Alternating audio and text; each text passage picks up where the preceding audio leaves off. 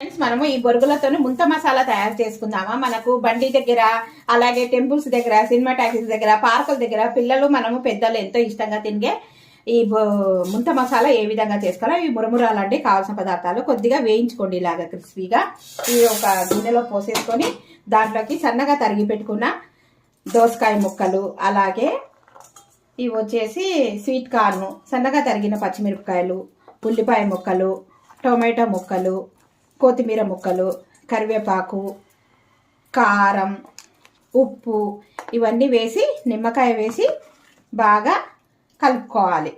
మనం ఇంకా కావాలంటే కారం కూడా వేసుకోవచ్చు అండి. చూడండి, ఇలాగా చేసుకోవాలి. చేసేది బాగా కలుపుకుంటే ఇప్పుడు కారం వేసుకొని కలుపుకొని ఇలాగ పేపర్ రెడీ చేసుకొని ఇలాగ పొట్లంలో వేసుకుంటే టేస్టీ టేస్టీ నోరూరించే ముంత masala ready. Thank you for watching. Please subscribe ముంత మసాలా.